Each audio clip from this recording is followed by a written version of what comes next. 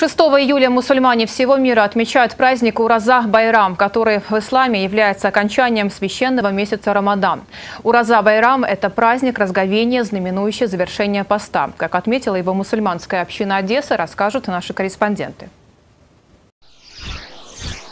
Имам говорит «Аллаху Акбар», начинает намаз, то следующие за ним тоже говорят «Аллаху Акбар» и приступает тоже к намазу. Намерение делает, кто по шафи'и, выполнить сунна намаз салатуль Ид аль-Фитр, следуя за имамом джамаатом, а кто следует мазхабу имама Абу Ханифа, делает намерение выполнить ваджиб намаз салатуль Ид аль-Фитр.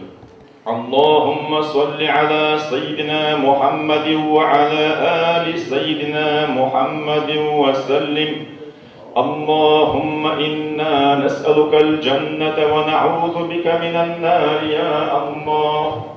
Ураза-Байрам – один из двух главных дней исламского календаря, знаменующий завершение поста, который длился в течение священного месяца Рамадан. Это месяц духовного очищения у мусульман, в который был ниспослан священный Коран. А Ураза-Байрам является символом возрождения, повышения духовного уровня, поскольку правоверные мусульмане на протяжении целого месяца постились, свободное время посвящали изучению Корана, а также совершали максимально возможное количество благочестивых дел и поступков. Отметила второй по значению великий праздник исламского мира Ураза-Байрам и мусульманская община Одессы.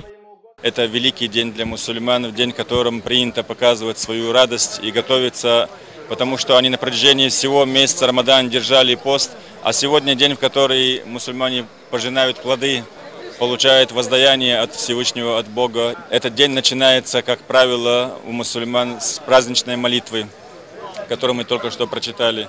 А после этого все поздравляют друг друга, обнимают друг друга, делают пожелания, потом ходят друг к другу в гости и так до вечера. В Одессе Ураза-Байрам отмечается один день, однако традиционно в исламских странах торжественные мероприятия проходят в течение 3 дней, чтобы успеть поздравить всех родственников с этим великим днем для мусульман. Я хочу прежде всего поздравить всех мусульман Одессы и всей Украины и всего мира с этим благословенным праздником мусульман.